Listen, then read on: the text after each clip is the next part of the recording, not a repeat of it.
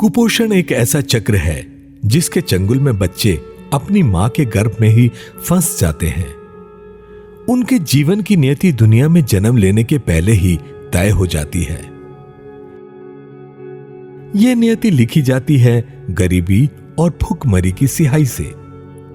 इसका रंग स्याह उदास होता है और स्थिति गंभीर होने पर जीवन में आशा की किरणें भी नहीं पनप पाती हैं। छोटे बच्चे, खास तौर पर जन्म से लेकर 5 वर्ष की आयु तक के बच्चों को भोजन के जरिए पर्याप्त पोषण आहार ना मिलने के कारण उनमें कुपोषण की समस्या जन्म ले लेती है। इसके परिणाम स्वरूप बच्चों में रोग प्रतिरोधक क्षमता कम हो जाती है और छोटी छोटी बीमारियां उनकी मृत्यु का कारण बन जाती हैं।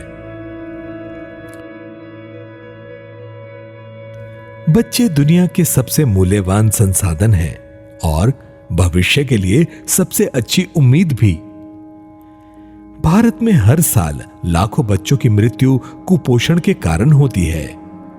हमारा दुर्भाग्य है कि विश्व के कुपोषित बच्चों में से 1/3 कुपोषित बच्चे भारत में हैं। वहीं हमारे बिहार में भी भारी मात्रा में बच्चे कुपोषित हैं, जिसके कारण इनकी मृत्यु भी होती है।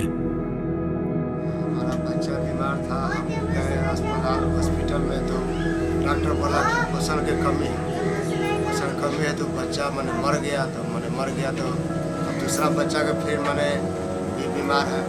कुपोषण के इस घातक प्रभाव को नियंत्रित करने के लिए बिहार की जीविका दीदियां बढ़ चढ़कर हिस्सा ले रही हैं। जीविका परियोजना के द्वारा बिहार राज्य के कई जिलों में प्रखंड के जीविका ग्राम संगठनों के माध्यम से पारिवारिक आहार विविधता अभियान चलाया जा रहा है। मेरा नाम अनीता देवी है। रेखा जीविका स्वयं समूह से जुड़ी हूँ। हम लोग घर घर जा करके सभी दीदी मिल करके जाते हैं। गर्भवती माँ को कहते हैं दीदी आप गर्भवती हैं, आप आंगनबाड़ी में जा करके सबसे पहले नामांकन करवाइए और खान पान पर सही ध्यान रखिए, यानी कि इससे आपको बच्चा जच्चा दोनों स्वास्थ्य। इस अभियान का मुख्य उद्देश्य है लोगों को पोषण और पौष्टिक आहार के बारे में जागरूक किया जाए। मेरा नाम नेहा देवी है। मैं नगमा गांव की रहने वाली हूँ। भारत जीविका स्वयं सहायता समूह के जब मैं समूह में नहीं जुड़ी थी तो हमें पोषण माह और के बारे में या स्वच्छता के बारे में कुछ मालूम नहीं। जब मैं समूह में जुड़ी तो मुझे बताया, सीएम दीदी बताई कि गर्भवती जब दीदी महिला होती हैं तो उन्हें सबसे पहले खान पान पर ध्यान देना चाहिए। अनाज कंद भी खाना चाहिए, दूध से बने हुए खोआ या पनीर भी खाना चाहिए, हरे पत्तेदार साग सब्जी भी खानी चाहिए और मीट मछली भी खानी चाहिए उसमें, और दाल दलहन भी खाने चाहिए और समय समय पर आंगनबाड़ी में जाकर टीका भी लेना चाहिए। साबुन से भी हाथ धोकर भी खाना चाहिए। गर्भवती हो जाती हैं तो अपने अगल बगल से गाड़ी का नंबर भी ले लेना चाहिए। घर परिवार में जो खून के भी जरूरत पड़े तो एक भैया को भी या ये दीदी को भी ठीक कर लेना चाहिए। माँ अगर बच्चे को जन्म देती है तो 1 घंटा के अंदर ही बच्चे को दूध पिला देना चाहिए ताकि बच्चे और माँ दोनों स्वस्थ रहें।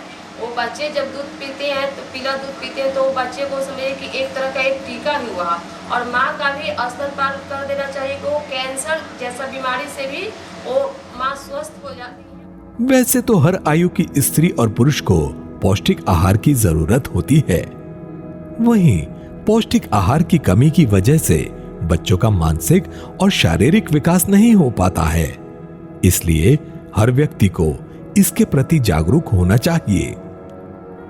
अपने बच्चे को उचित पोषण और पौष्टिक आहार देना चाहिए। नमस्ते, मेरा नाम जानकी है। मैं संस्कार जीविका से जुड़ी हुई हूँ। जब मैं गर्भवती थी तो मुझे इसके बारे में जानकारी नहीं थी और मैं बहुत परेशान रहती थी, कैसे होगा, क्या होगा, बच्चे स्वस्थ होगा या नहीं होगा। तो मुझे जीविका दीदियों ने आकर घर पे बताया कि क्या हमने आंगनबाड़ी में नामांकन कराया है। 3 महीने के हुआ तो नामांकन कराया, तो जाकर 3 महीने वाला सुई लिया पहले, उसके बाद फिर 6 महीने के बाद चेकअप कराया तो बच्चा स्वस्थ और अच्छा रहा। जीविका दीदियों ने बताया कि दाल, मांस, मछली, अंडा, दूध ये सभी पौष्टिक आहार हमें खाना है। इस अभियान में मुख्य रूप से जीविका से जुड़े परिवारों में गर्भवती महिलाओं, धात्री माताओं और 6 से 23 माह तक के बच्चों को चिन्हित कर जीविका दीदियों द्वारा गृह भ्रमण कर उनके प्रतिदिन के आहार में पोषक तत्वों को जोड़ने के लिए प्रेरित किया जा रहा है, जिससे उनके शारीरिक विकास के साथ साथ कुपोषण को दूर भगाने की दिशा में बेहतर कोशिश की जा रही है। इस अभियान में जीविका दीदी साफ सफाई के प्रति भी खास ध्यान रखते हुए लोगों को जागरूक कर रही हैं और समूह की गर्भवती महिला को दीदी विशेष परामर्श भी दे रही हैं, जिससे जरूरत पड़ने पर आसानी से कोई भी परिस्थिति में परेशानियों से निपटा जा सके। वही बिहार सरकार ने जब कुपोषण को खत्म करने का खाका तैयार किया तो जीविका दीदियां भी सरकार के साथ खड़े होकर इस संकट से निपटने में अपना बड़ा योगदान दे रही हैं। ये मेहनत यूं ही जारी रहे तो एक दिन कुपोषण के खिलाफ ये जंग देश जरूर जीतेगा और तब बिहार के साथ साथ पूरा देश कुपोषण मुक्त होगा।